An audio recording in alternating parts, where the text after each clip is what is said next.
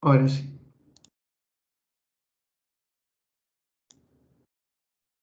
Ya, vamos a empezar. ¿Has visto mi kunai? Tengo un kunai de Minato, amigo Sebastián. Muy bien. Sí, Naruto me seguía Naruto por mucho tiempo. Y ahora sí, comenzamos. A ver, ideologías del siglo XIX.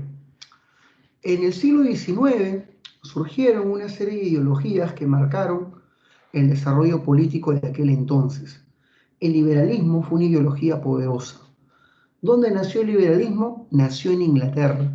Su padre es un filósofo empirista llamado John Locke. Él es el padre del liberalismo. Ya hablamos de esto en la clase de ilustración, así que voy a hacer eh, una especie de recopilación veloz.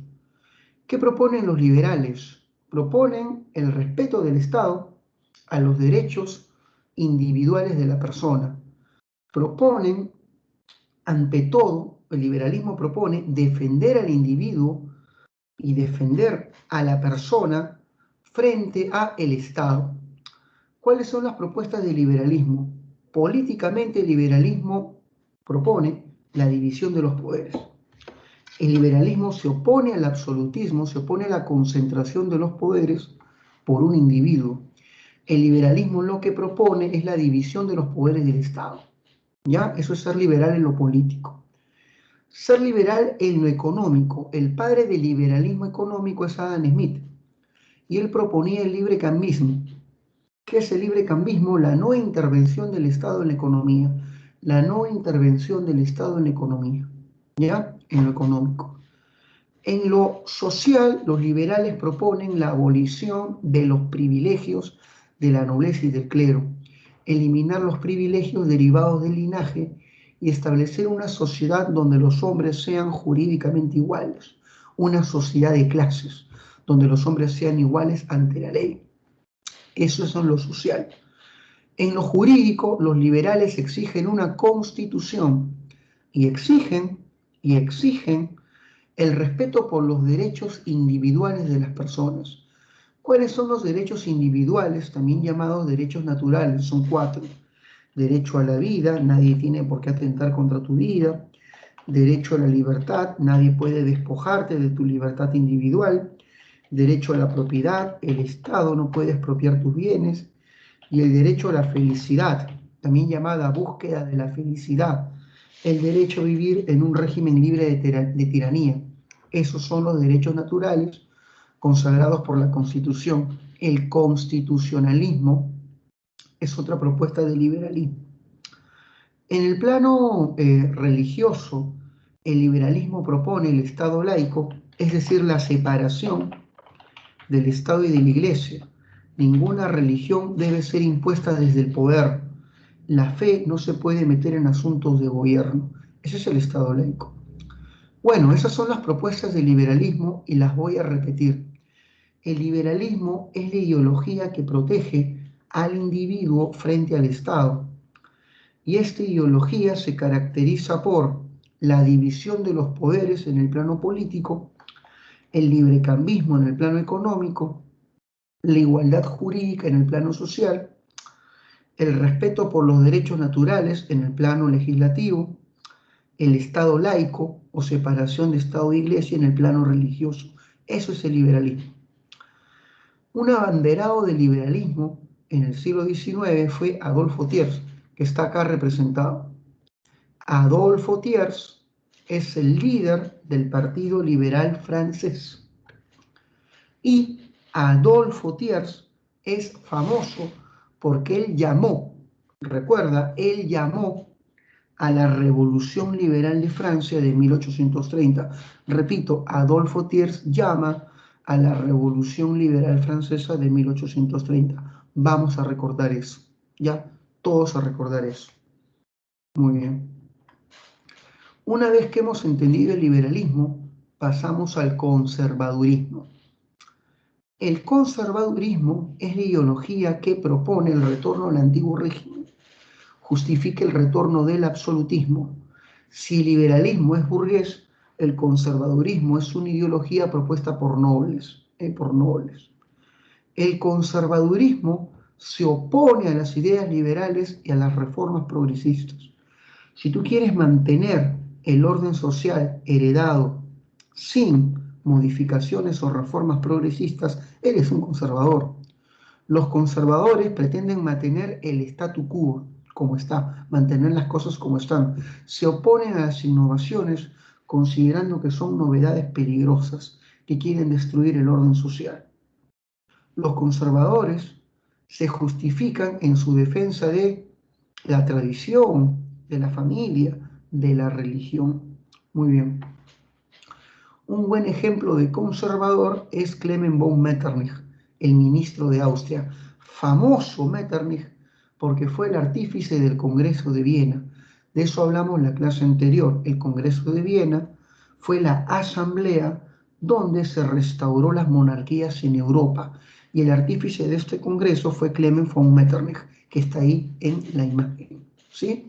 Muy bien, él es el famoso Metternich. Ya está. Entonces, hijo mío, ya tenemos la diferencia entre liberales y conservadores. ¿Se entendió hasta ahí?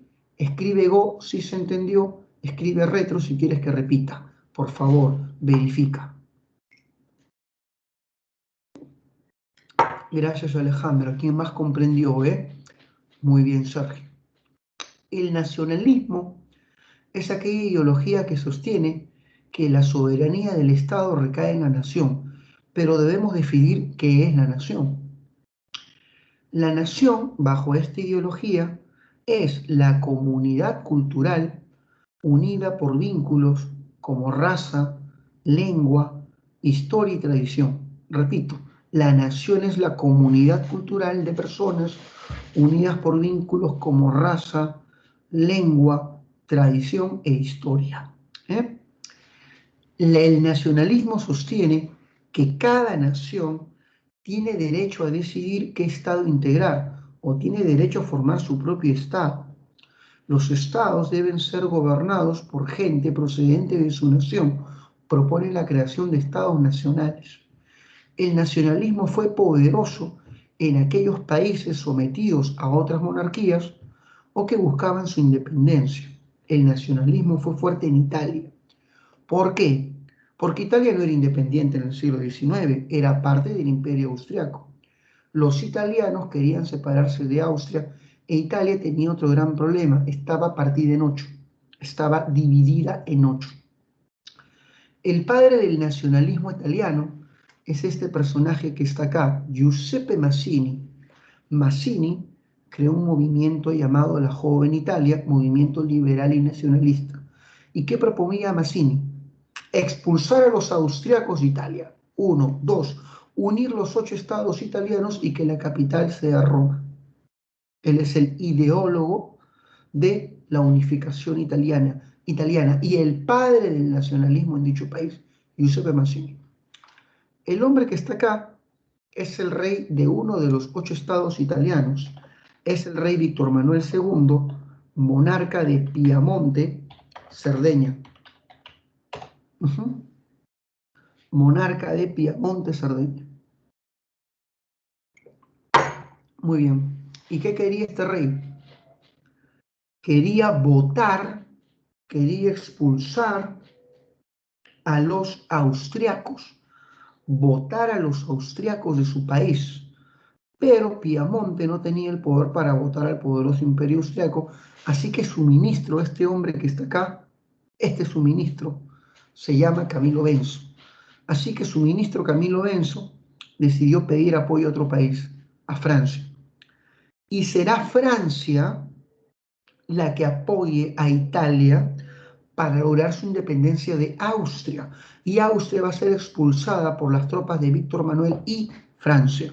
El hombre que está acá se llama Giuseppe Garibaldi. Garibaldi es un guerrillero nacionalista y liberal y romántico. Este guerrillero alzó a la población de todo el sur de Italia contra los austriacos y a través de una guerrilla logró derrocar a las monarquías del sur de la península. Después de todo esto, Italia se unió. Sí, existen monarquías nacionalistas, Alejandra. Yo te digo que Italia estaba partida en 8.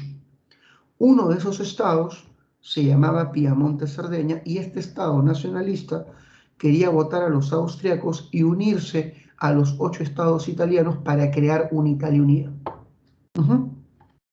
Y finalmente, repito, el rey Víctor Manuel de Piamonte, junto a su ministro Camilo Benso, con apoyo de Francia y apoyado por las guerrillas de Garibaldi, todos ellos impulsados por las ideas de Mazzini, van a ser los promotores de la unificación italiana lograda en 1870. Estos hombres son referentes del nacionalismo en Italia. ¿Se entendió? Ellos son los padres de la nación italiana. ¿Se entendió, chicos? Verifiquen para pasar al socialismo. Muy bien. Pasemos al socialismo.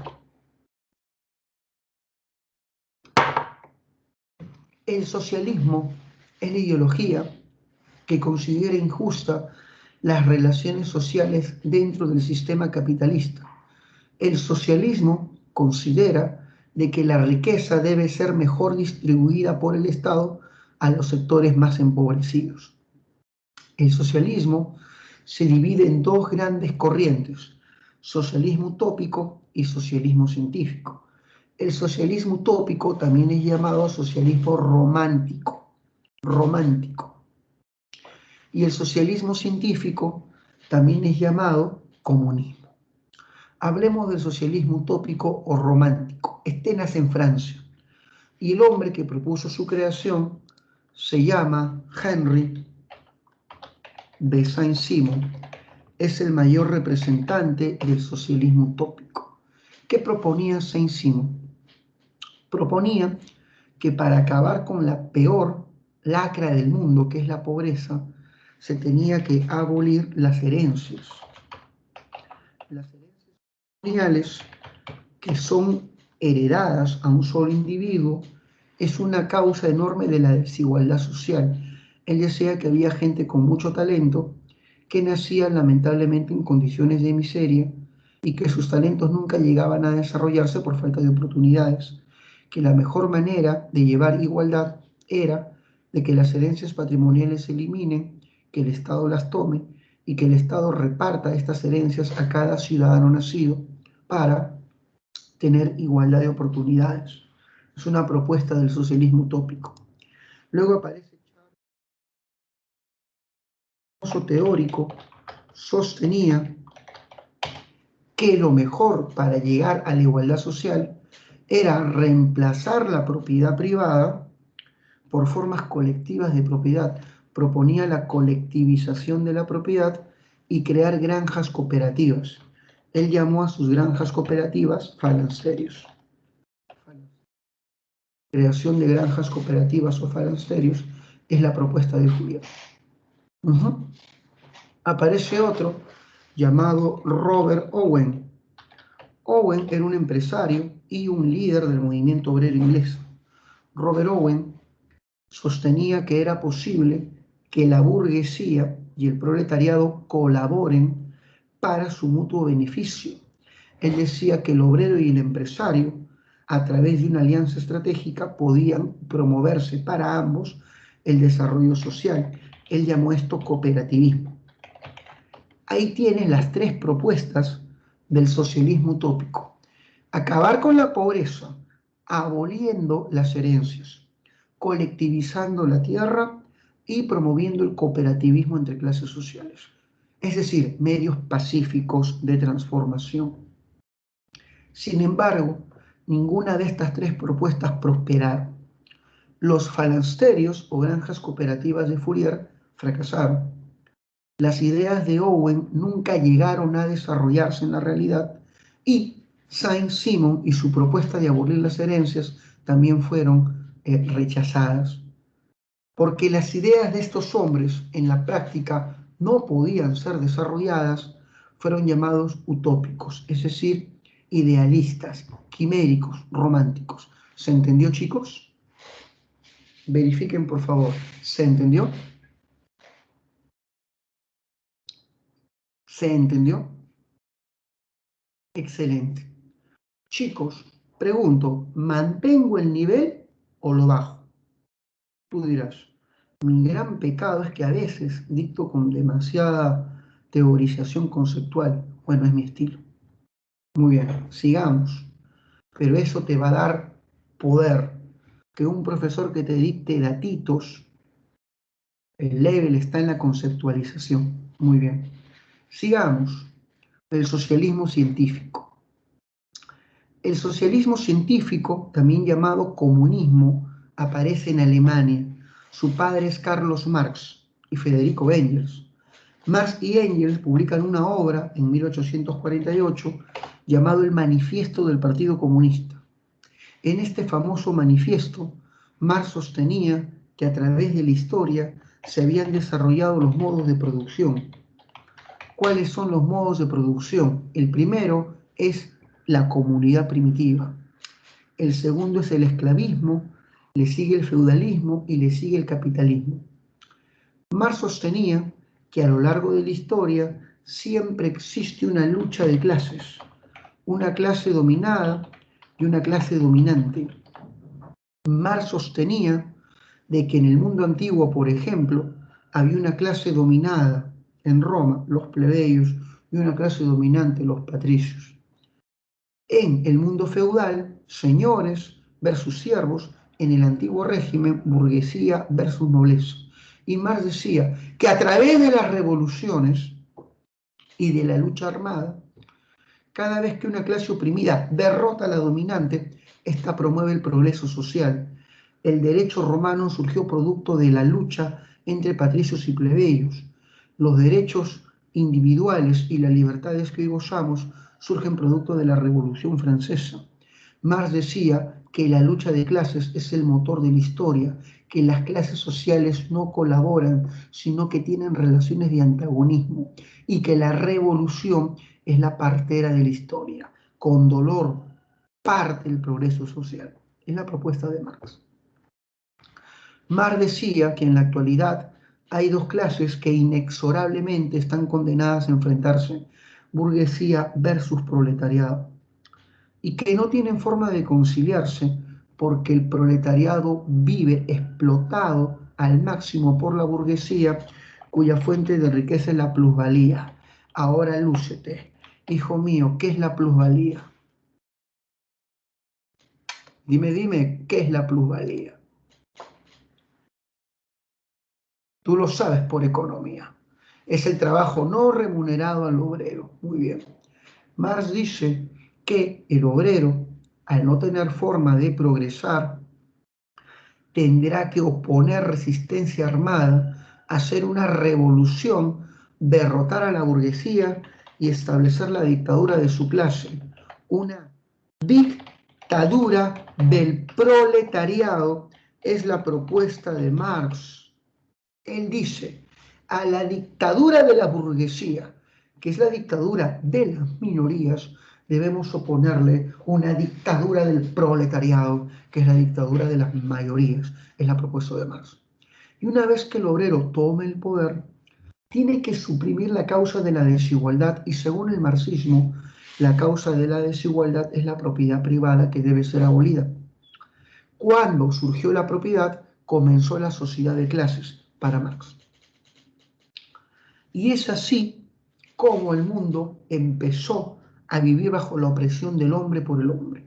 Así que, aboliendo la propiedad privada, se tiene que abolir el sistema de clases y regresar a una etapa de perfecta igualdad social que él llamó fase comunista.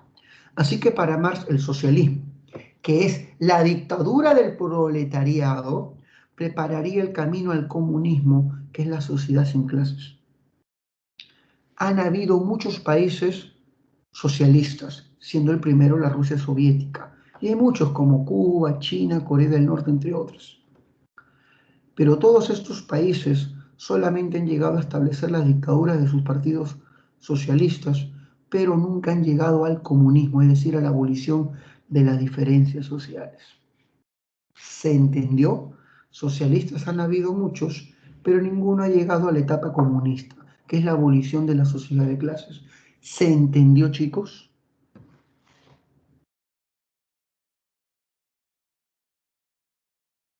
¿Se entendió? Escribe Go si quieres que siga, o escribe retro si quieres que repita.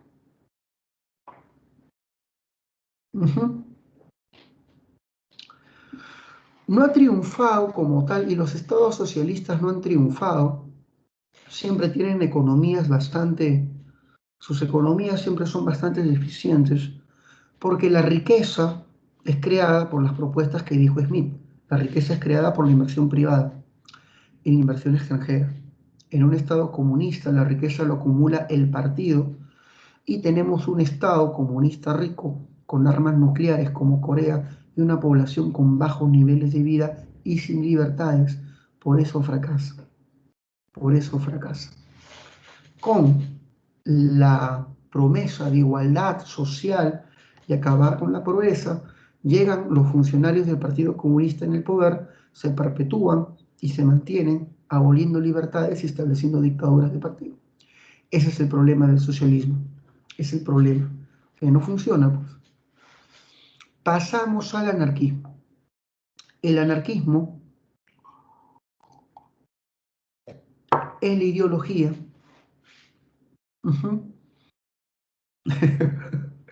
No, nuestra democracia se mantendrá firme, Alania, se mantendrá firme. Digo, Sebastián. El anarquismo es la ideología que promueve la eliminación del Estado y de toda institución que ejerce opresión sobre el individuo. ¿Qué ideología sientes tú o qué instituciones sientes tú que te oprimen? La iglesia, el ejército, el sistema educativo. El anarquismo promueve su eliminación e incluso la del gobierno. Y una vez que las sociedades se liberen del Estado, formar comunas de autogestión. ¿Qué son las comunas? Son sociedades libres de instituciones estatales donde la población toma las decisiones a través de una democracia directa, a través del voto a mano levantada. Estas sociedades de democracia directa son las comunas sin instituciones estatales. Es la propuesta del anarquismo. Este hombre que está acá, llamado Mijail Bakunin, es el gran profeta del anarquismo y el hombre que propuso su propagación. Acabo la clase con lo siguiente. En el Perú, el hombre que introdujo las ideas anarquistas fue Manuel González Prada, mientras que en el Perú el hombre que introdujo el marxismo fue José Carlos Mariátegui. Una vez que hemos terminado de las ideologías, hablemos de las revoluciones liberales del siglo XIX. Hablemos de las grandes revoluciones del siglo XIX. Un alumno me preguntó, profe, ¿qué ideología es la mejor? Ninguna. Toda ideología es una interpretación de la realidad y tú deberás decidir en el transcurso de tu vida qué postura tomar. Y si quieres, no tomar partido por ninguna. Así que, por si acaso, la PRE es muy estricta en exposición de clases sin tomar partido de ninguna. Acá no ideologizamos a nadie nunca. La PRE tiene esta línea correcta de trabajo. Revoluciones liberales del siglo XIX. Las revoluciones liberales del siglo XIX son revoluciones impulsadas por la burguesía. Son revoluciones burguesas. Estas revoluciones buscaban derrocar los regímenes despóticos de Europa, acabar con las grandes monarquías de corte absoluto. Estas revoluciones estallaron en dos grandes momentos, 1830 y 1848. La revolución de 1830 estalló en Francia, la de 1848 también en Francia. Pero estas no se quedaron en Francia, se propagaron por Europa. La revolución del 30 empezó en Francia y se expandió a Bélgica. Y Bélgica se rebeló a las 2 semanas. ¿Por qué se rebeló Bélgica? Bélgica quería su independencia de Holanda, quería separarse de Holanda. La revolución de Francia se expandió a Italia, ya sabes por qué. Italia quería separarse de Austria y quería unificarse porque estaba partida en 8. La revolución liberal del 30 se expandió a Polonia porque Polonia quería liberarse del imperio ruso. Así que es una revolución que se propaga por diversos países. la del 30. ¿Ya? Muy bien. Debes saber que estas revoluciones burguesas en contra de los regímenes despóticos de Europa van a ser impulsadas por tres grandes ideologías. ¿Cuáles son las ideologías detrás de estas revoluciones? El liberalismo, el nacionalismo y su expresión, el romanticismo. También son llamadas revoluciones románticas. Si eres liberal y eres nacionalista, eres romántico. Un buen ejemplo de un liberal nacionalista y romántico. Víctor Hugo, sí, el autor de Los Miserables, del Jorobado, participó de la Revolución del 48 porque era bien liberal. Y sus obras, como Los Miserables, es hablar de la historia de Francia. Es un hombre liberal nacionalista y por ende romántico. ¿Se entendió? El romanticismo es la expresión artística de las ideas liberales y nacionalistas. Otro ejemplo de romántico liberal nacionalista, Ludwig van Beethoven. Era liberal hasta la muerte. Era nacionalista, luchaba por su Alemania unida. Admiraba a Napoleón, porque Napoleón era liberal.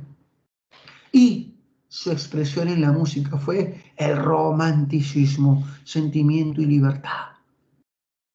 ¿Se entendió, chicos? Por si acaso, Beethoven es un gran compositor romántico, ¿ah? No vayan a pensar que es un perro grandote. Muy bien. Chicos, ¿hasta ahí se entendió?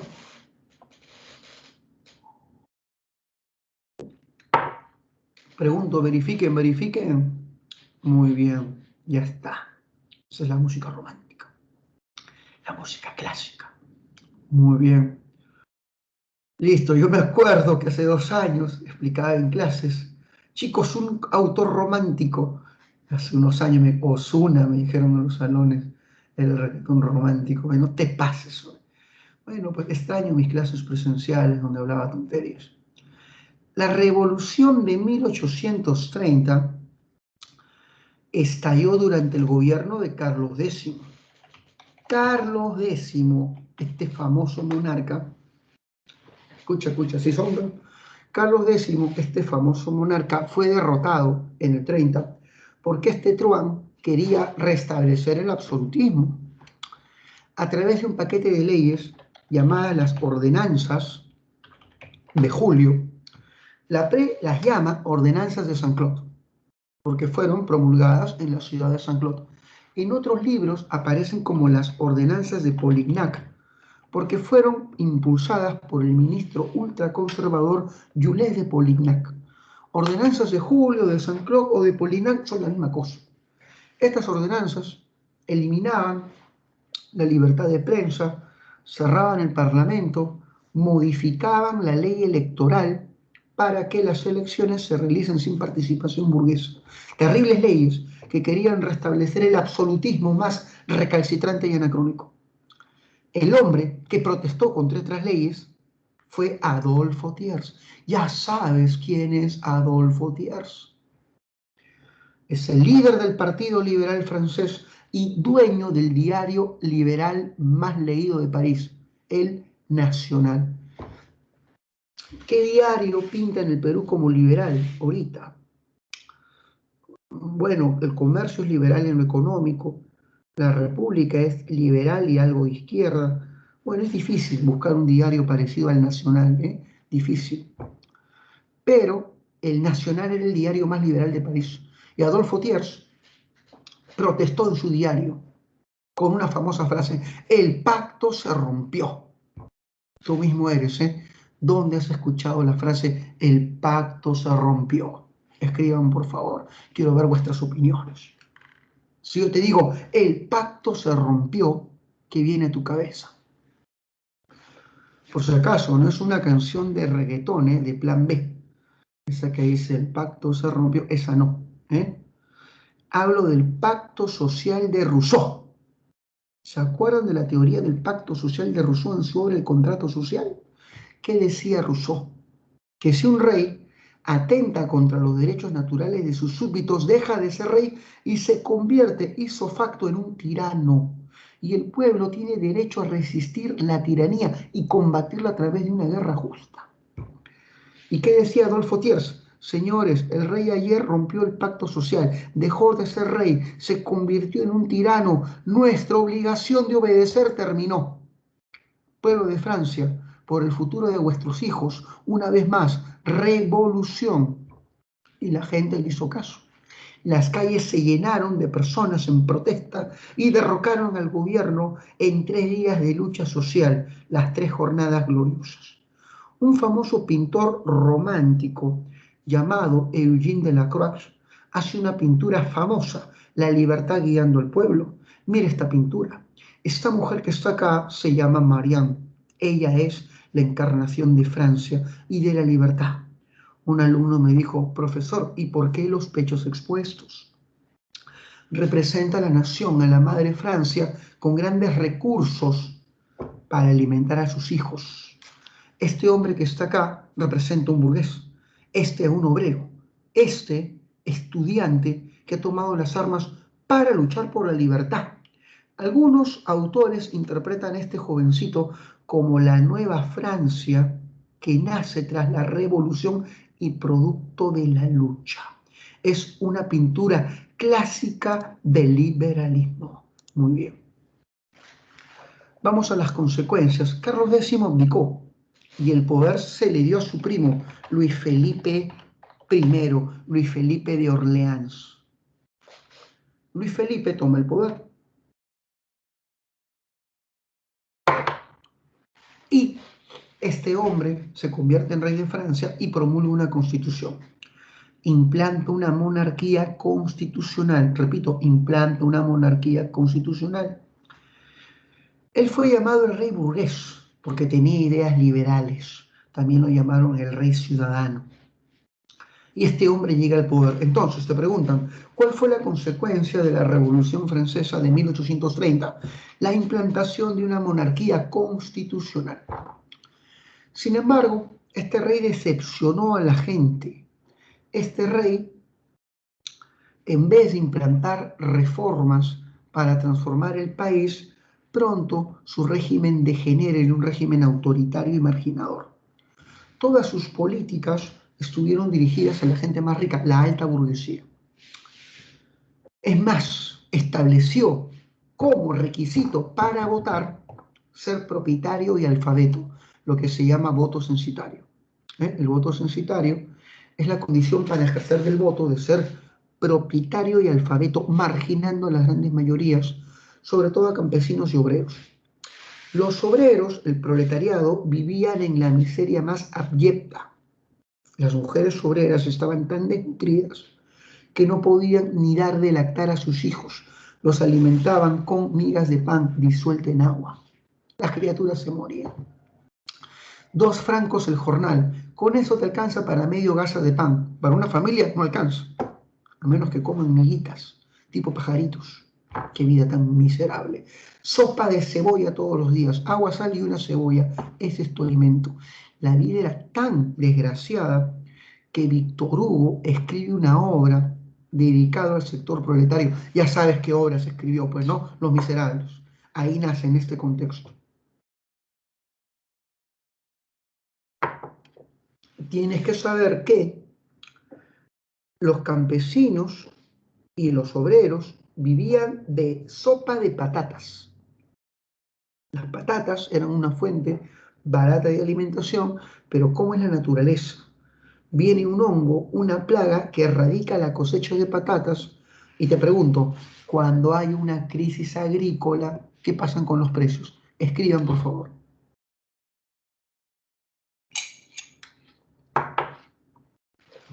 Cuando suben, pues la gente se muere de hambre. La oposición decía, la monarquía ha fracasado, hay que implantar una república, hay que crear una segunda república, una segunda.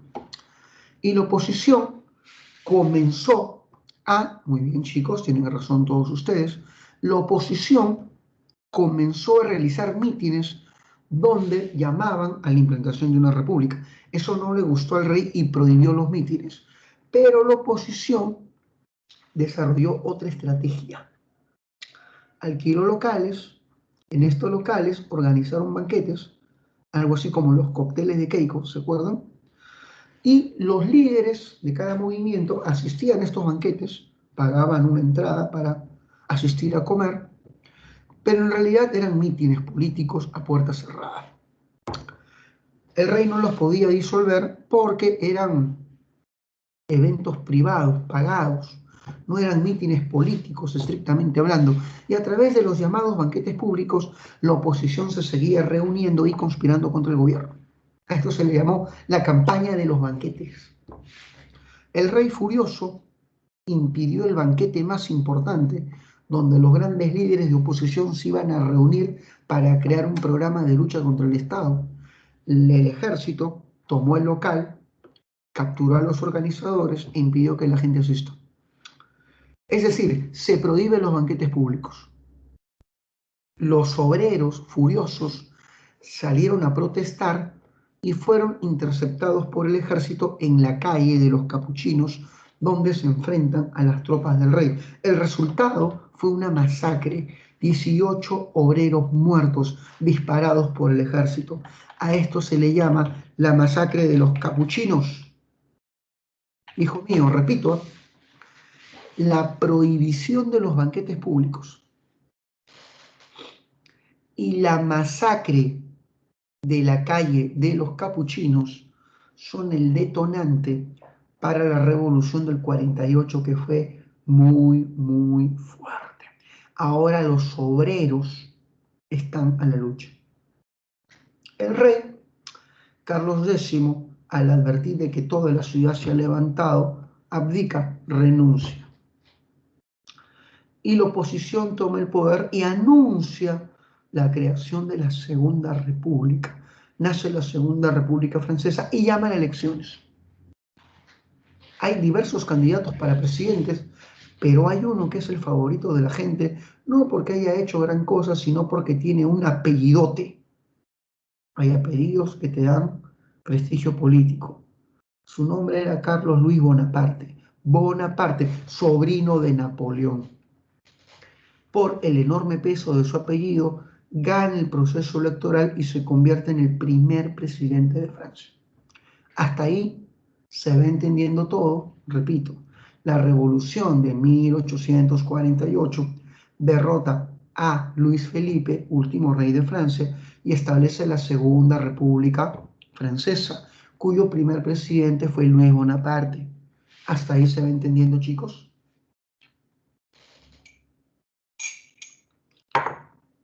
Se acabó mi café, demonios. Muy bien. Bueno, ya, sigamos, Poder. Napoleón ha tomado el poder, bueno, Luis Bonaparte, es un gobierno bueno, Luis Bonaparte moderniza París, lo llena de telégrafos, renueva el casco urbano, construye ferrocarriles, moderniza París y quiere quedarse en el poder y realiza un golpe de Estado. Para quedarse en el poder, él hace un autogolpe y llama a un referéndum. Y le pregunta a la gente, con dos preguntas en el referéndum. La pregunta número 1 decía, ¿quiere usted que Luis Bonaparte adquiere el título de Napoleón III con el nombre de emperador? ¿Sí o no? Dos opciones. La segunda pregunta, ¿desea usted que la Segunda República Francesa se convierta en el Segundo Imperio Francés? Y la gente debía marcar. Y la gente, increíble cómo la gente puede ser manipulada, marcó sí. Imperio, Napoleón, evocando la gran época de Napoleón. La gente marcó por la muerte de la República. Queremos ser un imperio, queremos que Luis sea nuestro emperador, queremos regresar a esa etapa de grandeza y de expansión. Y la gente votó por la muerte de la República y nace el Segundo Imperio Francés al mando de Napoleón III. ¿Se entendió todo hasta ahí? Vamos, vamos, verifiquen, verifiquen. Excelentísimo. Muy bien. Pasamos a la Segunda Revolución Industrial. La Segunda Revolución Industrial es la segunda etapa del industrialismo. El industrialismo, que antes estaba limitado únicamente a Gran Bretaña, a Francia y a Bélgica. Repito, la primera revolución industrial se limitó únicamente a 3 países: Gran Bretaña, Francia y Bélgica, nada más, nada más. En la segunda aparecen nuevas áreas industriales como Italia, Alemania y Rusia. La segunda revolución industrial es la expansión del trabajo mecanizado a nuevas áreas de Europa y nuevas áreas del mundo. Estados Unidos se convierte en el primer país de América en adaptarla y Japón en el primer país del lejano oriente en adaptar este modelo. La segunda revolución industrial nació en los Estados Unidos, porque fue en los Estados Unidos, lo escribí mal, tecla, porque fue en los Estados Unidos donde se impulsaron las nuevas fuentes de energía: el petróleo, electricidad y el uso del acero como materia prima. Claro que sí, sí que sí. El petróleo inicia su explotación en el mundo en Pensilvania, Estados Unidos, y este hombre que está acá es el padre de la industria petrolera, se llama Edwin Drake. Esto que está acá es el primer pozo petrolero del mundo, el pozo de Titusville. Así que, hijo mío, ahí nació la industria del petróleo en los Estados Unidos. Este hombre que está acá se llama Thomas Alva Edison, ¿eh? Llamado el mago de Menlo Park. Era un genio en la inventiva. Uno de sus inventos más famosos fue la bombilla incandescente, dando origen a la industria eléctrica. Él es el padre de la industria eléctrica con la Edison Electric, impulsando un sistema eléctrico llamado corriente continua. Corriente continua. El acero y su industria también nació en Estados Unidos. Esta máquina que está acá es una maravilla. Se llama convertidor de Bessemer y fue una máquina de magia en su momento. Esta máquina podía convertir el hierro y el arrabio barato en acero.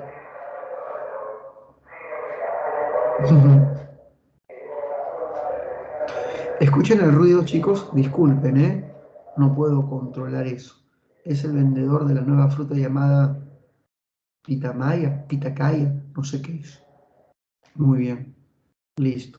¿Han comido esa fruta, la pitacaya, pitamaya? Está de moda, ¿no? Bueno, ya, sigan. Esa máquina que está ahí se llama convertidor de Bessemer y es una maravilla. Esta máquina puede transformar el hierro y el arrabio en acero de altísima calidad. Y el hombre que impulsó su uso se llama Andrew Carnegie. Carnegie, creador de la... Ahí está, pitahaya. Muy bien, Marjorie, come pitahaya. Y Andrew Carnegie es el padre de la industria del acero. Así que, hijo mío, ahí tenemos a 3 hombres que tienes que manejar sí o sí, ¿eh? Drake, padre de la industria del petróleo; Edison, padre de la industria eléctrica; y Carnegie, padre de la industria del acero. Ahora, a diferencia de la primera revolución industrial, la segunda es una revolución con mayor desarrollo científico. Hay mayor aplicación de la ciencia. Y la ciencia, por excelencia, de la segunda revolución industrial fue la química. La química revoluciona la industria. ¿Sí? Mira, la química aplicada a la electricidad permitió la producción de electrolitos y de ácidos para las baterías. La química aplicada a la industria agrícola descubrió que las plantas crecen con sulfato y nitrato, y un autor científico alemán llamado Liebig dijo: el producto que contiene mucho sulfato es el excremento de las aves del litoral. Pregunto, gracias a esto, ¿el Perú qué empezó a vender? Escribe, escribe. El Perú que empezó a vender.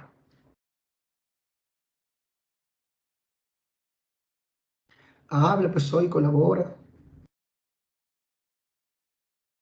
Claro, el guano, esto dio origen a la época del guano. Por supuesto que sí. Muy bien, es la segunda revolución industrial.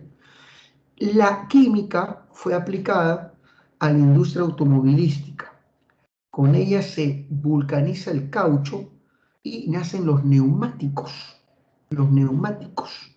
Hijo mío, la química se aplicó a todo. A la industria del petróleo, con un derivado del petróleo se crea la gasolina.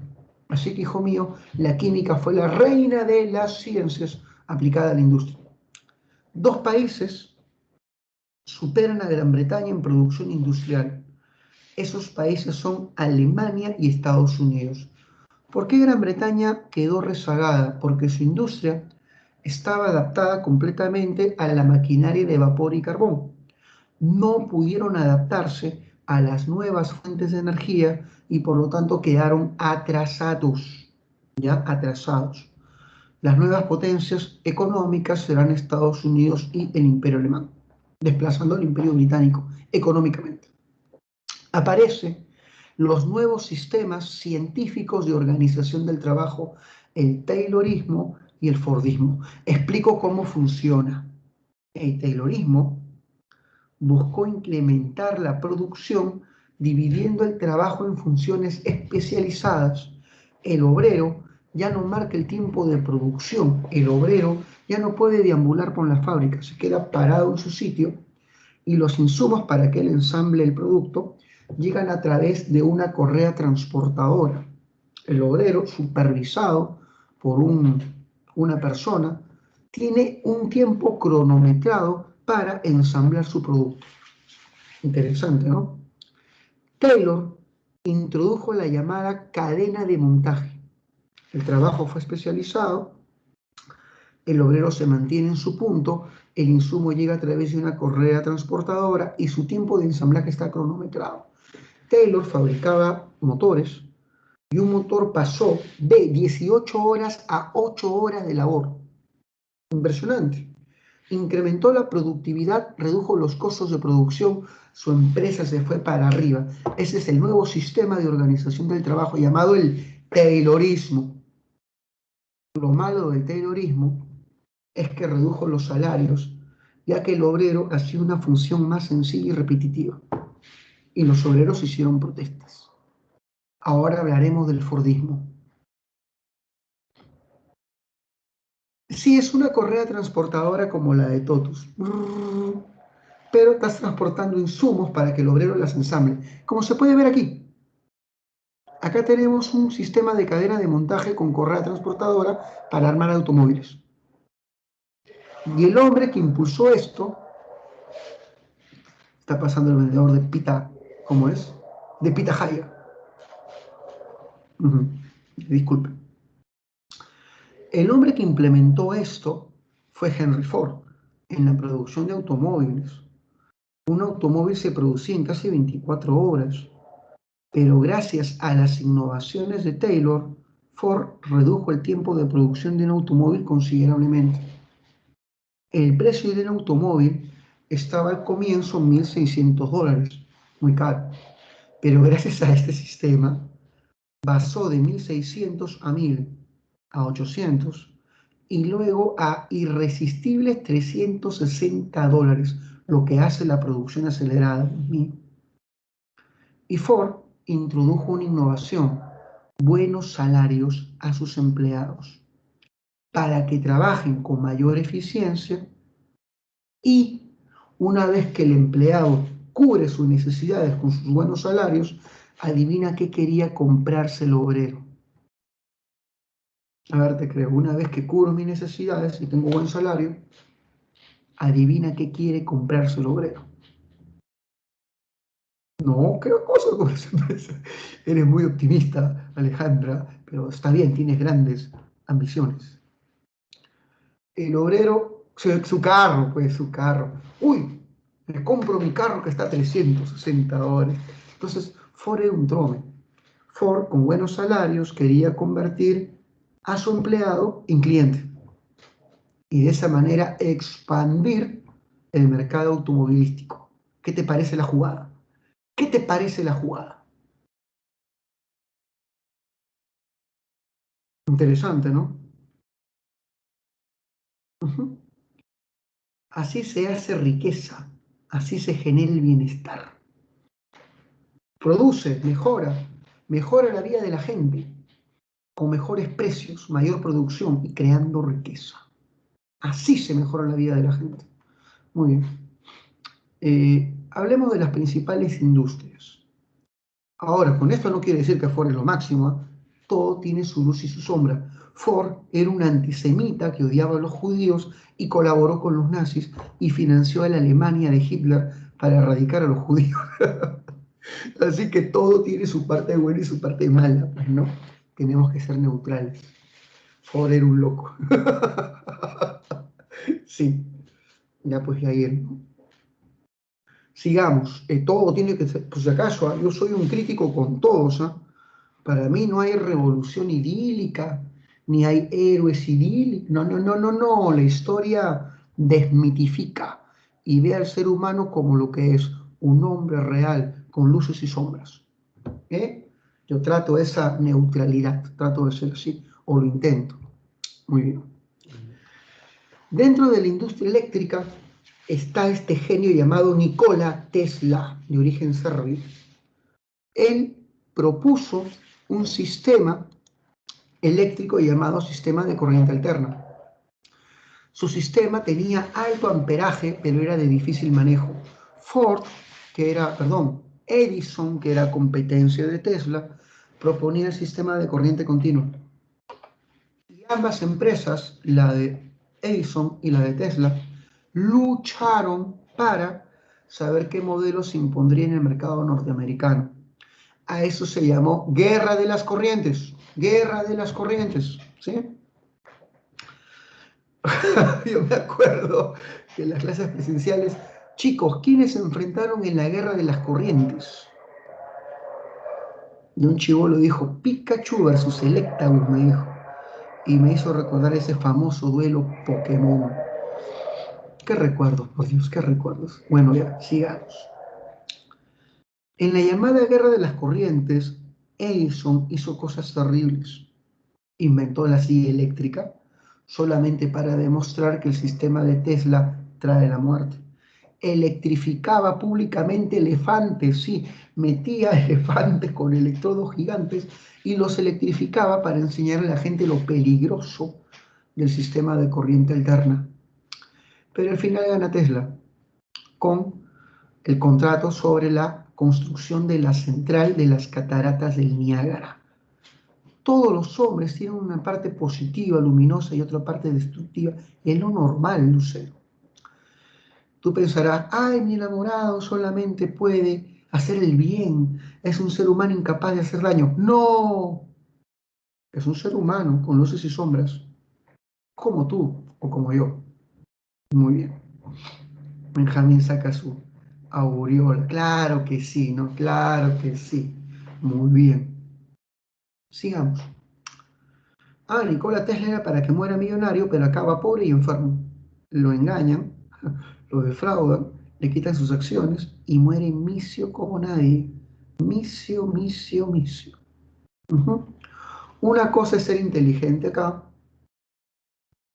y otra cosa es ser hábil en los negocios. Son cosas bien distintas, ¿ah? Bien distintas. La gente millonaria necesariamente no es inteligente aquí. O fíjate en Donald Trump, un hombre de éxito, pero no es un hombre de intelecto. O fíjate en César Acuña nomás, ¿eh? Fíjate en César Acuña. Bueno en los negocios, pero el rey de los memes. Bien. Claro, los automóviles Tesla son fundados en honor a él, pues, ¿no? Por su nombre. Pasemos a la industria del petróleo. Su máximo representante es John Rockefeller. Este hombre creó una empresa llamada el Standard Oil. Esta empresa fue una monstruosidad. El Standard Oil logró monopolizar la producción de crudo hasta en un 98%. El tipo utilizó mecanismos terribles, ¿ah? Y es un cártel. Hizo un cártel con un ferroviario llamado Cornelius Vanderbilt para que los ferrocarriles de Vanderbilt lleven el petróleo del Standard Oil a todo rincón de Estados Unidos a cambio de precios bastante bajos para su consumo. Terminó erradicando la competencia, se apoderó del mercado del petróleo y se compró casi todos los pozos de Estados Unidos. Fue el señor monopolio del petróleo, un monstruo, Rockefeller. Para muchos, el hombre más rico de la historia, con una fortuna calculada en 570 millardos, no dije millones, dije millardos de dólares. ¡Qué monstruo horripilante! Ya está. La industria farmacéutica. La industria farmacéutica fue desarrollada por Jenner. Jenner es el inventor de la primera vacuna. A ver, chicos, ¿para qué enfermedad se hizo la primera vacuna? Vamos, vamos, ¿para qué enfermedad? Yo sé que puedes, yo sé que puedes.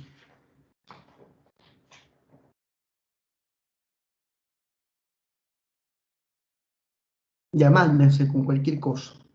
¿Para qué enfermedad crees que se inventó la primera vacuna? Cerca, Nicole. Para la viruela. Y habían dos viruelas, humana y bovina. Humana y bovina. La viruela bovina le daba a las vacas, pero las vacas no se morían. Pronto, el mosca de Jenner se dio cuenta que las mujeres que trabajaban ordeñando vacas, por alguna razón, no se morían de viruela, soportaban. Y dijo, acá hay un misterio.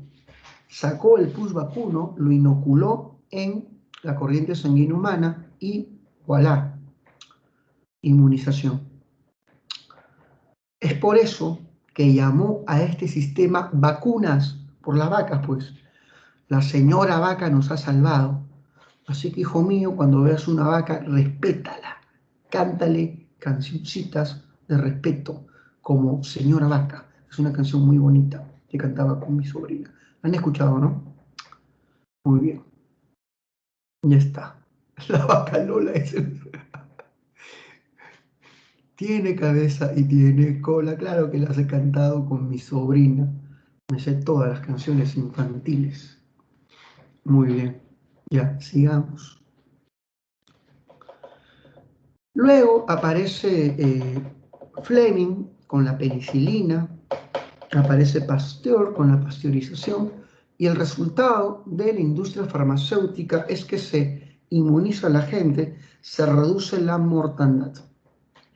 La industria automovilística desarrollada por Ford, ya te conté, Ford no es el inventor del automóvil, el primer automóvil comercial lo inventa Carl Benz en Alemania, ya es el primer automóvil comercial. Ford no es el creador del automóvil, pero fue el que inició su producción en masa, en serie, con la cadena de montaje. La industria de la aviación fue creada por los hermanos Wright. Ellos hacen el primer vuelo autopropulsado con un motor, un vuelo tripulado, pues ahí hay un individuo manejando este aparato, dirigido porque tenía un sistema de poleas que movían los alerones y podía dirigir, y sostenido. Su vuelo duró el primer vuelo, 56 segundos, pero luego fueron manejando tiempos hasta llegar a 3 horas en el aire. Fue así, hijo mío, como nace la industria de la aviación. Mira, por Dios, la cabina del piloto. No parece, no hay cabina. El tipo parece que está en una ala delta. Un accidente y te mueres. Así empezó la industria de la aviación. Y la industria del acero, como mencioné, fue desarrollado por Carnegie, quien encontró la manera de hacer acero barato y masivo gracias a este horno revolucionario llamado el horno de Bessemer o convertidor de Bessemer. Ya está. ¿Cuáles son las consecuencias de la segunda revolución industrial? Surgen los grandes monopolios. En economía, tú has hablado de los cárteles, los holding y las trusts, ¿verdad? Las trusts. ¿Has escuchado, no? ¿Sabe lo que es, no? En economía.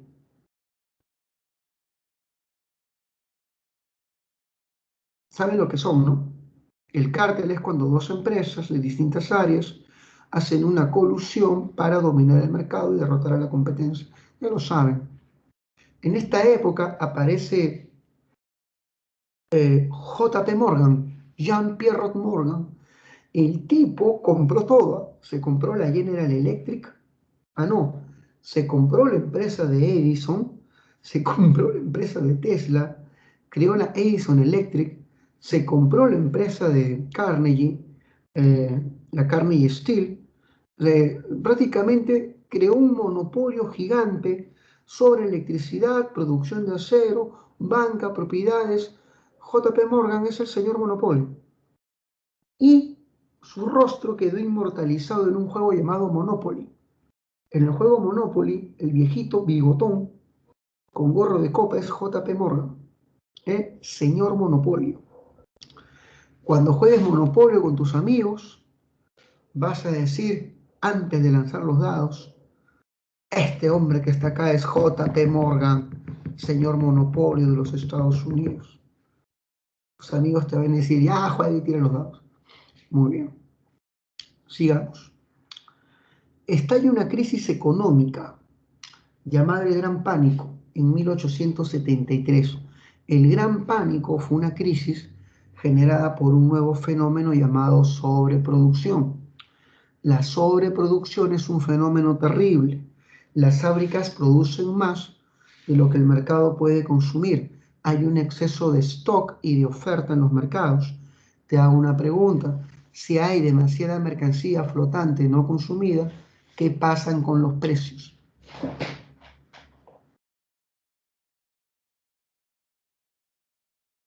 Claro, se desploman y las fábricas quiebran. Así que genera un gran problema la sobreproducción. Los precios se desploman y las fábricas tienen pérdidas enormes.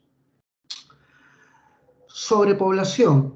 A ver, te creo, ¿qué hizo que la gente se reproduzca? A ver, tú mismo eres, ¿qué incrementó la tasa de natalidad y qué eliminó o redujo la tasa de mortandad? Tú mismo eres, puede ser una pregunta de eco. ¿Qué redujo la tasa de mortandad? Las vacunas. El Fordismo no tiene que ver tanto, Alejandra. Las vacunas, la revolución farmacéutica, eso disparó la tasa de natalidad y redujo la mortandad. Europa pasa de 2,90 a 4,80 millones de habitantes, qué bestia.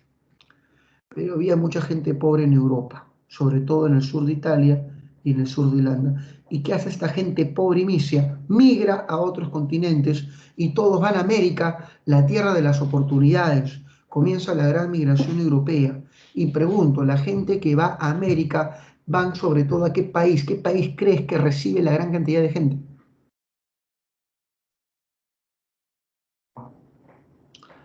Amiga Alejandra, el Fordismo es de los Estados Unidos, no de Europa.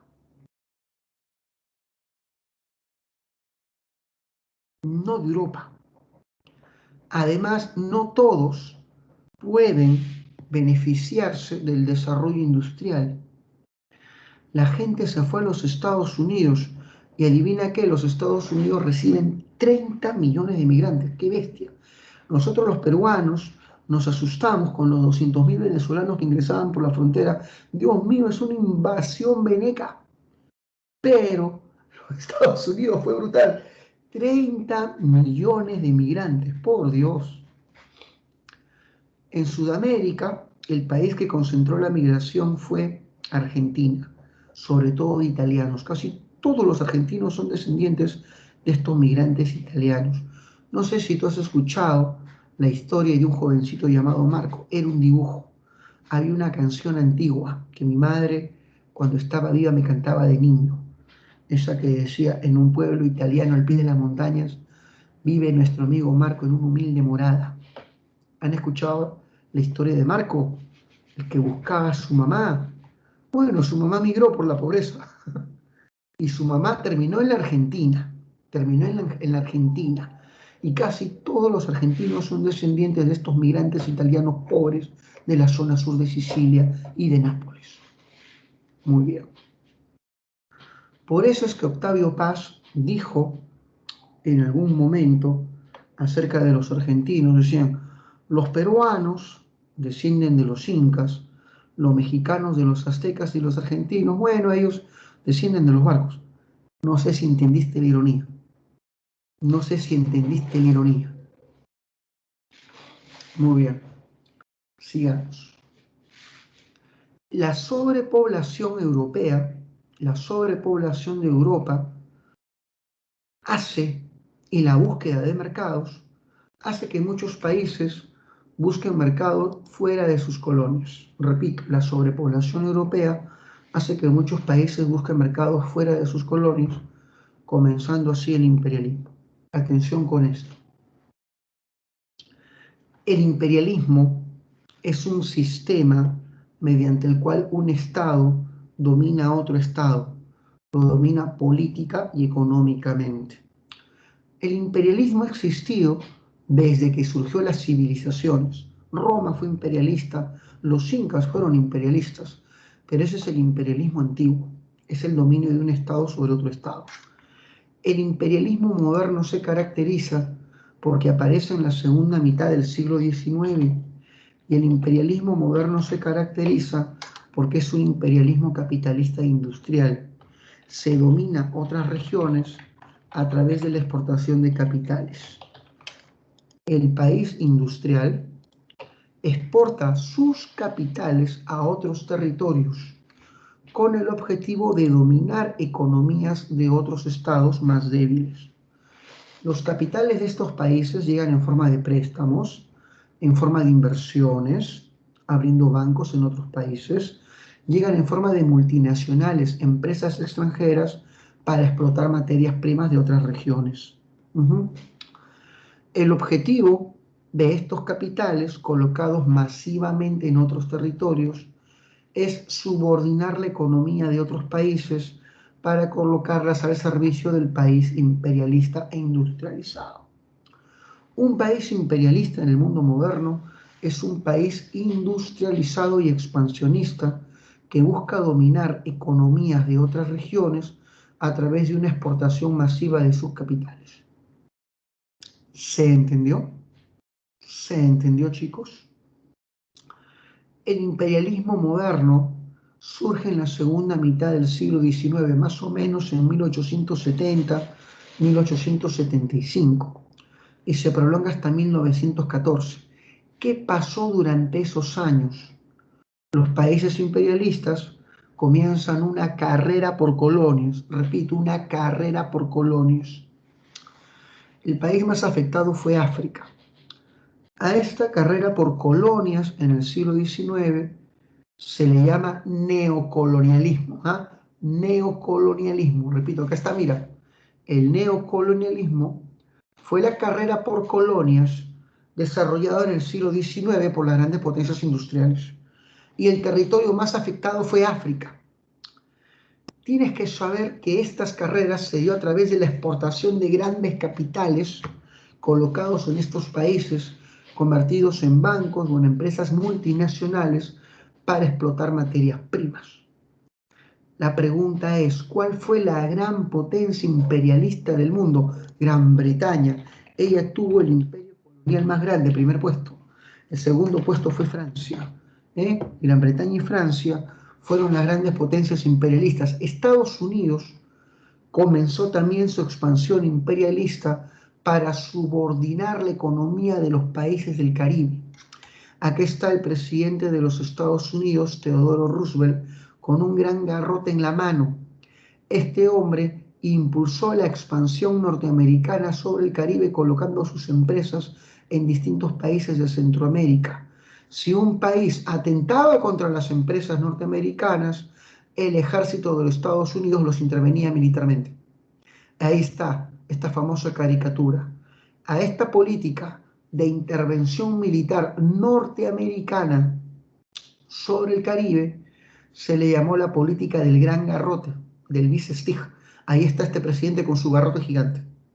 ¿Puedes verlo? Es una caricatura en alusión al imperialismo norteamericano en sus orígenes. Ahora pasamos a las causas. ¿Por qué un país se vuelve imperialista? Chicos, hasta ahí todo claro, pregunto, verifiquen, Hasta ahí todo claro, chicos. Por favor, verifiquen, verifiquen. Excelente, Dafne. Muy bien. ¿Solo Dafne? Muy bien, Vincent. Vincent. Y ahora sí, escucha cuáles son las causas. Un país se vuelve imperialista porque su mercado está saturado por la sobreproducción. Si tu mercado está saturado, tienes que buscar mercados fuera de tus fronteras nacionales. No solamente busca mercados, busca zonas de inversión y materias primas. Materias primas que abundan en los países coloniales, pero que escasean en las potencias imperialistas, como el caucho. El caucho no es europeo, ¿ah? El caucho crece en zonas de gran floresta, en zonas selváticas y húmedas, como Indochina y la Amazonía. La búsqueda de petróleo, que es abundante en el cercano oriente y escaso en Europa. Ahí está, búsqueda de materias primas. El aumento poblacional también es una causa del imperialismo. Estos países buscan colonias para colocar su exceso de población. Eso hizo Gran Bretaña. Tenía tanta población, sobre todo en sus cárceles, que decidió enviar a toda su población presidiaria a su colonia de Australia. Y Australia se llenó de puro choro, preso y reo del sistema penitenciario británico. ¿Se entendió? Australia fue como la isla para todos los presos británicos y que se vayan a vivir ahí, a chorear a los canguros. Y mi teoría es que los canguros aprendieron boxeo ante la llegada de tanto delincuente británico. Muy bien. Bueno, ¿se entendió? ¿Se entendió? Tenían que defenderse, pues tenían que defenderse. Ya está.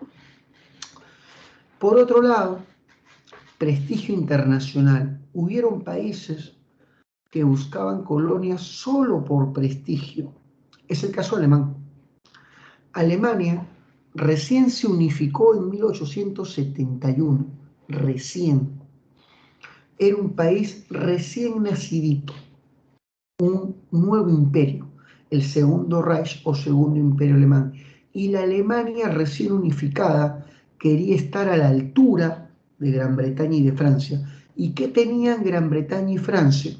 Tenían imperios coloniales. Ah, si ellas tienen imperios coloniales, yo también, para estar a la altura, de obtener prestigio internacional. ¿Se entendió? O puedo poner un ejemplo, ¿eh? Ya voy a poner un ejemplo.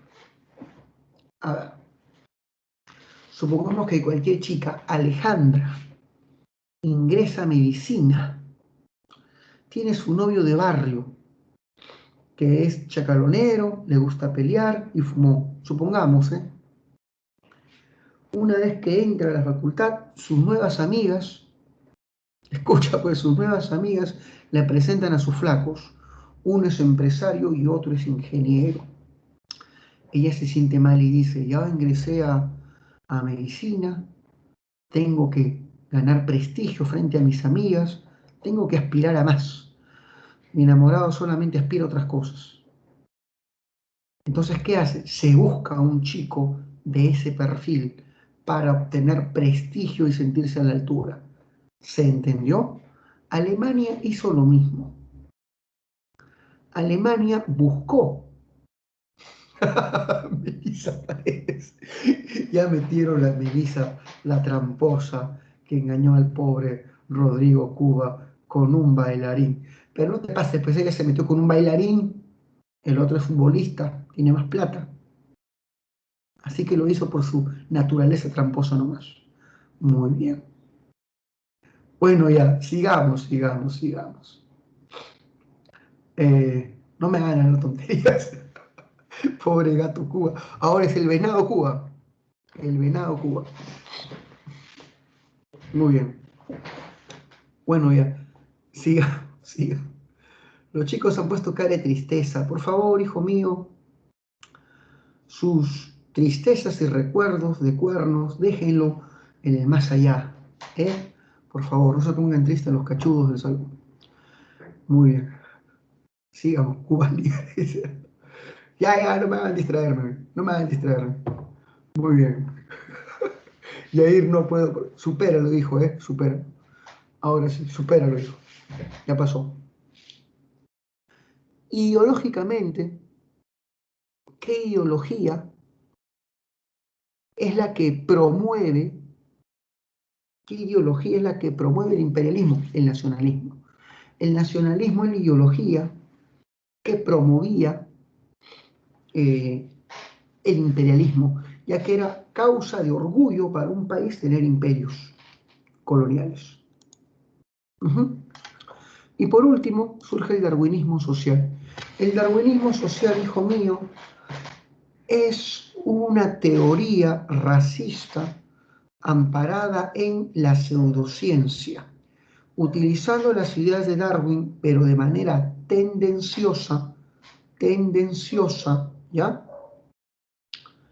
Se empezó a justificar el dominio de la población europea y la raza blanca sobre el mundo, diciendo que estos eran superiores por selección natural, que los blancos son los creadores de la civilización, la ciencia y la cultura, y que ellos propagaban este modelo civilizatorio en el mundo. Acá tenemos una caricatura donde hace alusión al racismo científico, darwinismo social. Fíjate en el colonizador europeo. Fíjate que lo está protegiendo. La civilización, representada como una mujer blanca. ¿Y quiénes están al lado? Las tribus africanas con la bandera que dice barbarie. Entonces, los europeos justificaban su dominio sobre el mundo argumentando de que eran superiores por selección natural y que ellos propagaban la civilización y el orden en el planeta, en el orden. ¿Se entendió, chicos? Verifiquen, por favor, verifiquen.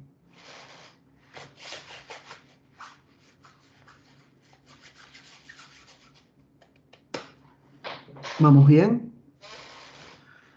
Finalmente, hablemos de las colonias. Inglaterra tuvo grandes colonias, aquí están sus colonias, simplemente las estudias. Recordar la India, fue la mayor colonia del Imperio Británico. En la India se producía opio. El opio es una planta que si lo combinas con tabaco, formas una droga muy adictiva. Opio, no dije apio. Un chibolo me dijo, profe, ¿el apio hace eso? Me dijo. Y ahora alucino fumándose su refrigeradora con apio y poro, por si acaso. No, es opio, hijo mío, opio. Y debes saber de que los británicos vendían su opio a los chinos. Y todo el opio británico ingresaba a China por contrabando. Hasta que aparece un ministro chino bien macho como yo, Lin Sexu. Y este ministro agarra todo el opio británico y en rechazo a esto lo lanza al mar. Y los británicos dijeron, otra vez mi cargamento en el mar. ¿Te hace recordar a algo? Cargamento británico lanzado al mar. ¿Te hace recordar a algo? Gran Bretaña dijo, no, otra vez no. Déjà vu, por Dios. No puedo vivir esto otra vez. Flashback. Y Gran Bretaña le declara la guerra a China, comenzando la guerra del opio. La guerra del opio.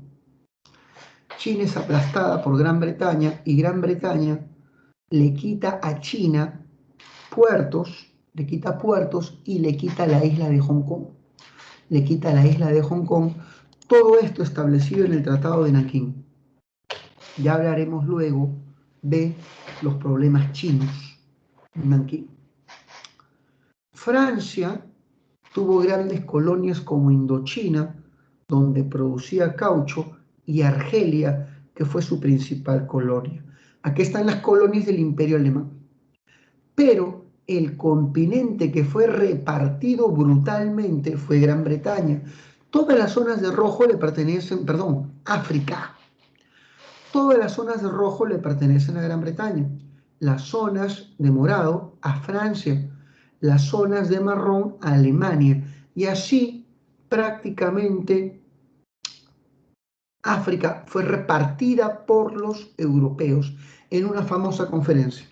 La conferencia que estableció el reparto de Europa fue la conferencia de Berlín. Repito, la conferencia que reglamentó el reparto de...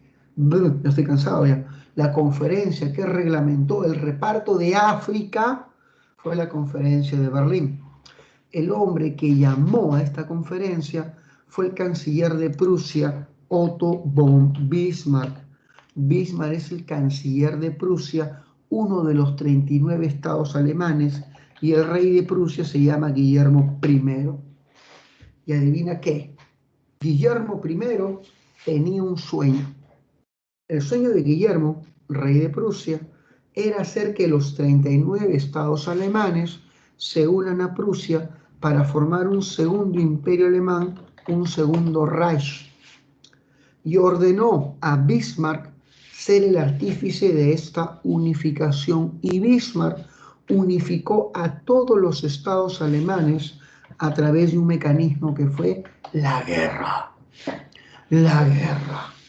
¿Qué mejor que promover guerras para que todos los estados alemanes chiquitos sientan la necesidad de unirse para defenderse frente a un enemigo común?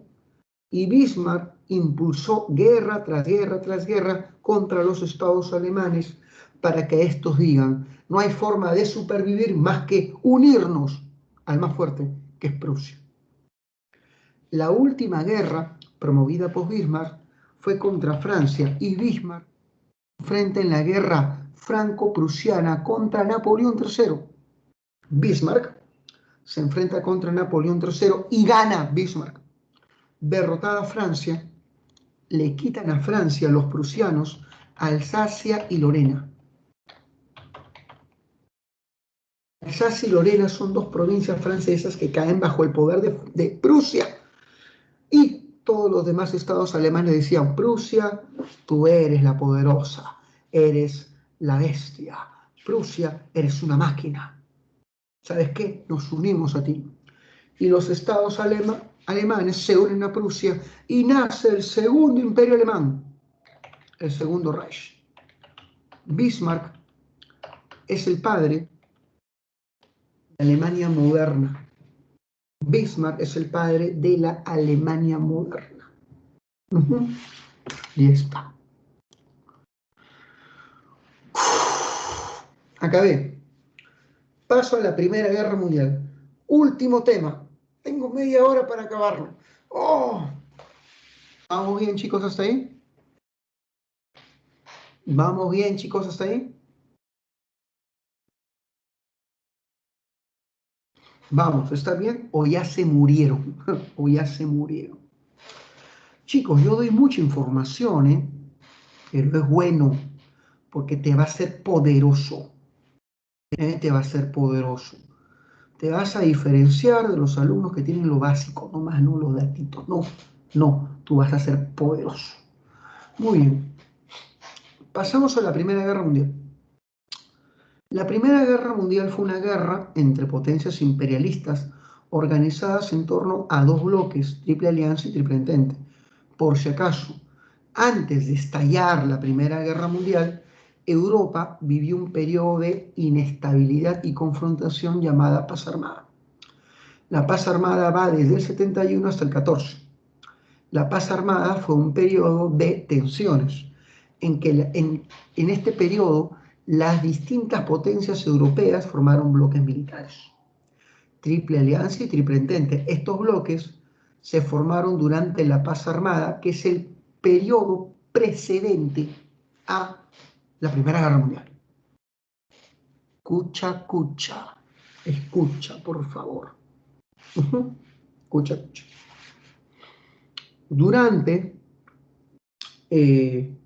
la Paz Armada, Alemania se moría por expandirse por el norte.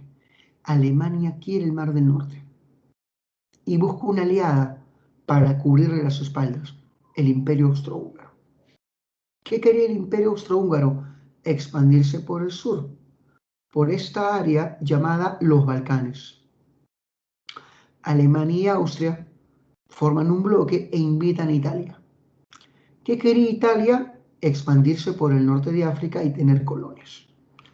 Así que, hijo mío, ahí tenemos 3 países, cada uno con su propio objetivo. Repito, Alemania quiere el Mar del Norte, el Imperio Austrohúngaro quiere los Balcanes e Italia quiere colonias en el norte de África y han formado un bloque, la Triple Alianza, los que están de amarillo y unidos por esta línea roja. El otro bloque, el rival, es la Triple Entente, los que están de azul y unidos por esta línea que está acá. Francia quiere recuperar Alsacia y Lorena arrebatadas por Prusia, que es la base del Imperio Alemán en el siglo XIX. ¿Ya? Francia quiere recuperar Alsacia y Lorena. Gran Bretaña va a la guerra para defender su área comercial, el Mar del Norte. Este es el Mar del Norte. Y quiere frenar el avance alemán en el Mar del Norte. Así que Gran Bretaña va a la guerra para defender el Mar del Norte del avance alemán. Rusia quiere el Mar Negro, salida para el Mediterráneo. Y Rusia sabe que no puede dominar al negro. Eso sonó raro. Rusia no puede dominar el Mar Negro si es que no tiene el dominio balcánico. Así que Rusia va por los Balcanes. Esa puede ser una buena pregunta de examen y ya fue pregunta de examen. La pregunta decía, ¿qué países son los que se disputan sobre todo el dominio balcánico? El Imperio Austrohúngaro versus Rusia, ambos quieren los Balcanes. Así que esta Primera Guerra Mundial es una guerra entre potencias imperialistas e industriales que luchan por mercados, por colonias, por materias primas y zonas de inversión. Es una guerra entre potencias imperialistas, que quede claro en tu cabeza, bien claro. ¿Ya? Muy bien. Ahora pasamos a la otra causa de la guerra. La otra causa de la guerra es el problema balcánico. Los Balcanes es el territorio más disputado y el más inestable de Europa de Oriente. ¿Quiénes quieren los Balcanes? Sobre todo dos, Austria, Rusia, pero también el Imperio Turco Otomano. Y durante la guerra Italia también presenta pretensiones balcánicas.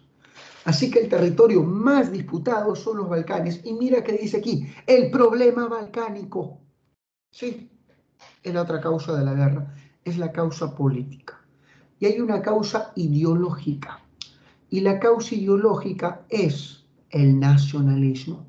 La ideología que lleva al mundo a la guerra es el nacionalismo. Un ejemplo es el siguiente. Atención.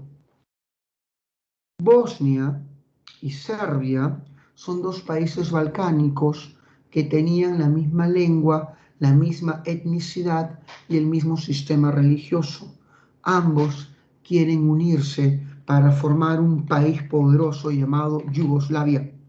Ese es el proyecto.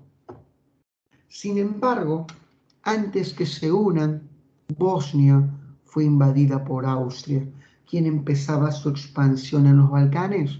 Serbia está furiosa y exige la liberación de Bosnia sin éxito. Serbia sabe que no puede hacerle frente al Imperio Austrohúngaro, así que desarrolla un movimiento ultranacionalista con técnicas del terrorismo para atentar contra los austríacos. Nace la Mano Negra. Repito, la Mano Negra es un grupo ultranacionalista serbio que utiliza técnicas del terrorismo y quiere generar magnicidios, atentar contra grandes líderes del Imperio Austriaco. Y ocurrió lo siguiente. El archiduque de Austria, Francisco Fernando, viaja a Bosnia para anunciar medidas políticas para este país. Los serbios que odian a Austria y buscan la liberación de Bosnia envían a los asesinos de la Mano Negra. Y este jovencito que está acá, serbio de la Mano Negra, llamado Gavrilo Princip, se acerca al archiduque y lo asesina. Incluso dice las causas de por qué lo está matando. grita, ¡viva Serbia! ¡Viva Bosnia! ¡Por la Yugoslavia! ¡Por la unificación! Y le mete un balazo. Es el nacionalismo lo que lleva al mundo a la guerra. ¿Se entendió? ¿Se entendió? Es el nacionalismo radical lo que lleva al mundo a la guerra. ¿Se entiende, chicos? Vamos, vamos, verifiquen, verifiquen. Otra vez, una retropide alejandrita. Pregunto, ¿quién mató al archiduque Alejandra? Un grupo radical terrorista llamado La Mano Negra. ¿De dónde venía la Mano Negra, Alejandra? De Serbia. No viene de África, viene de Serbia. Sí, viene de Serbia. Y pregunto, ¿por qué los serbios odian a los austriacos? Porque los austriacos han invadido Bosnia, país con el que Serbia quería unirse para formar ya Yugoslavia. Ahora sí se entendió, Alejandra. La Mano Negra de Serbia mata al archiduque de Austria por la invasión austríaca a Bosnia, ya que los serbios y los bosnios querían unirse. Fue el nacionalismo lo que llevó al mundo a la guerra. Muy bien. Ahora sí, la primera declaratoria de guerra es de Austria a Serbia. Serbia sabe que no tiene posibilidad, pero hay un país que sale en su defensa, Rusia. Y tú dirás, ¿por qué Rusia sale en defensa? Los rusos dicen, defendemos Serbia porque somos del mismo grupo étnico, tenemos la misma religión y son como nuestros hermanos menores. Floro barato. Rusia defiende Serbia por sus pretensiones balcánicas. No puede pretender que Austria se quede con los Balcanes. ¿Se entendió, no? Por lo tanto, la muerte del archiduque es un pretexto para empezar la guerra. La declaratoria de guerra de Austria a Serbia no fue por la muerte del archiduque, tenía por objetivo el expansionismo balcánico. Ahora sí se entendió, ¿no? Y cuando Rusia se mete a la guerra, llama a su bloque, Gran Bretaña y Francia. Cuando Austria observa que Rusia se mete, llama a su bloque Alemania e Italia. Y el mundo fue arrastrado a la guerra desde los Balcanes. Desde los Balcanes. ¿Ya? Muy bien. Sigamos. La Primera Guerra Mundial tiene tres grandes etapas. La primera se llama Guerra de los Movimientos Iniciales. La segunda se llama Guerra de las Posiciones o Guerra de las Trincheras. Y la tercera se llama Movimientos Finales. Son tres etapas. En la primera etapa, Alemania fue el país protagonista, pues tenía que pelear una guerra tanto en el frente occidental contra Francia como en el frente oriental contra Rusia. Alemania tiene que pelear en dos frentes. Alemania ha creado un plan. Su plan consiste en invadir Francia en 6 semanas. Llama a esta operación Operación Schiefland. Bueno, si no puedes decir Operación Schiefland, llámala Operación Chifle, tanta vaina. Todo vale para memorizar estas cosas. ¿En qué consiste el plan Schiefland alemán? Engañar a Francia. Atacarla con un ejército disuasorio en la frontera para que los franceses concentren sus tropas en la frontera oriental, pero el verdadero ejército alemán invade Francia a través de Bélgica, país neutral. Así que la invasión de Francia a través de Bélgica es la base del plan Schiefland. Los franceses cayeron redonditos, redonditos cayeron. ¿Por qué? Porque todo su ejército se fue a la frontera, desprotegiendo la zona norte, y los alemanes ingresaron por el norte. Los alemanes llegaron hasta 25 kilómetros cercanos a París, listos para tomar la ciudad. Sin embargo, aparece un general bien macho como yo, Joseph Joffre, quien organiza una defensa heroica de París en las orillas del río Marne, dándose una batalla milagrosa, la batalla de Marne, mientras los soldados están defendiendo la capital del avance alemán, todos los dueños de vehículos particulares se iban a la frontera a traer soldados lo más rápido posibles. Buses, camiones, carros particulares, taxis, motos, todos viajan desesperadamente a la frontera para traer soldados para la defensa de la capital. Esta estrategia fue efectiva y la ciudad se salvó de la ocupación. Fue llamada el Milagro de Mar. El Milagro de Mar. Así que el ataque alemán sobre Francia fracasó y Francia se salvó. Ahora los alemanes tienen que pagar el precio. Se han concentrado demasiado en Occidente y han descuidado su frontera oriental. La van a pagar porque se viene la invasión rusa. Los rusos invaden el país con casi 200.000 hombres, un ejército gigante. Los alemanes ven cómo todo su territorio es invadido por los rusos y se enfrentan a los rusos en dos batallas famosas. Mira, por favor, la batalla de Tannenberg y de los lagos Masurianos. En estas batallas titánicas, los alemanes, contra todo pronóstico, derrotan a un ejército ruso mucho más grande. ¿Por qué? La victoria alemana demuestra que la guerra ya no la ganan los países que tengan más población, sino los que tengan los músculos económicos más firmes. Alemania ganó por su gran desarrollo industrial y financiero, su moderno armamento con cañones Krupp, minas antipersonales, oficiales prusianos profesionales, su sistema ferroviario que permitía una movilización veloz de tropas, su sistema de comunicaciones, de telégrafos, en otras palabras, era un país industrial y financiero, una potencia capitalista y occidental que se enfrentaba a un país atrasado con una economía feudal, con fusiles del siglo XIX y artillería de la época napoleónica. No te pases. Alemania aplastó a Rusia en estas dos batallas.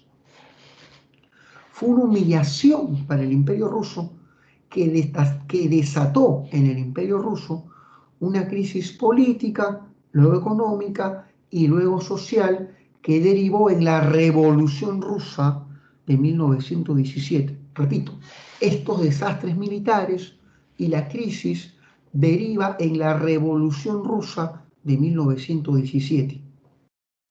¿Se va entendiendo, chicos? Vamos, verifiquen. ¿Se va entendiendo, chicos?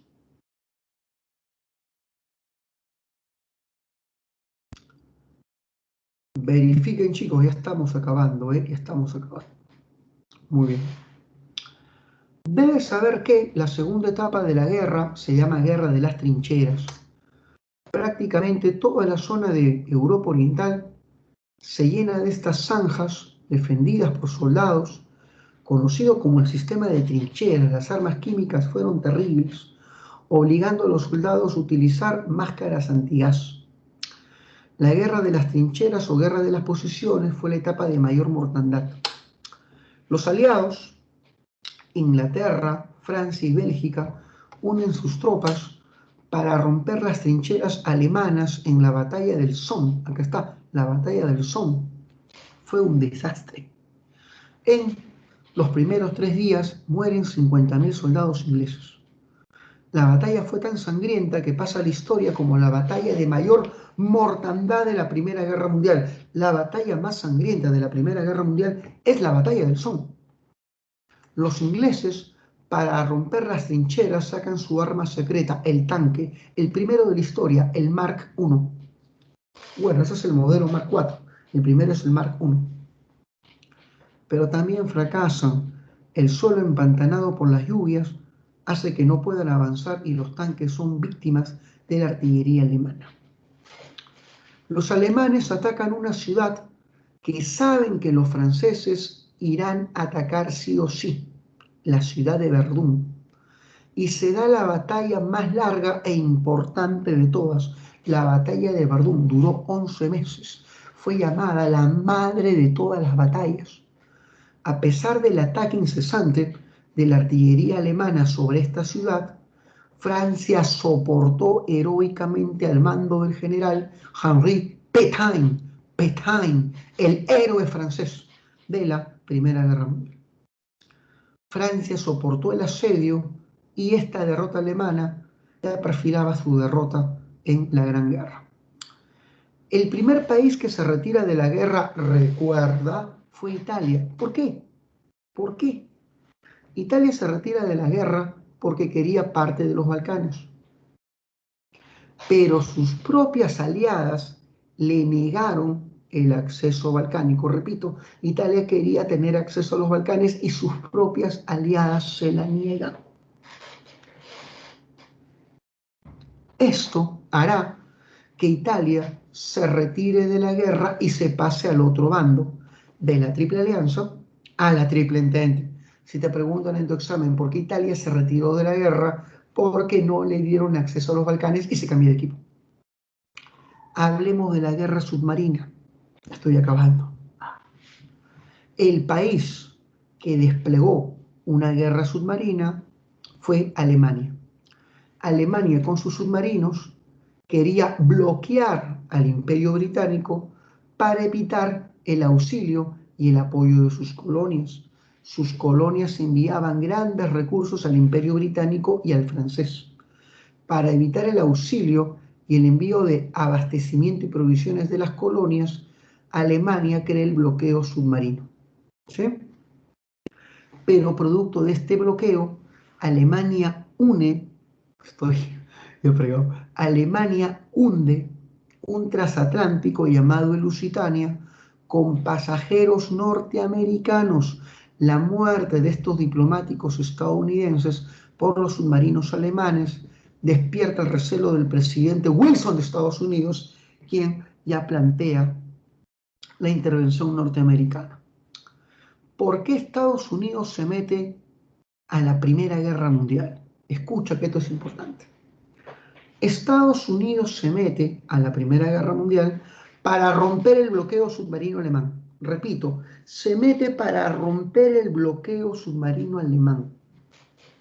Estados Unidos quería romper este bloqueo porque los alemanes y sus submarinos no le permiten el acceso al mercado europeo. Repito, Estados Unidos se mete a la guerra para romper el bloqueo submarino alemán, que no le permite el acceso al mercado europeo. ¿Sí?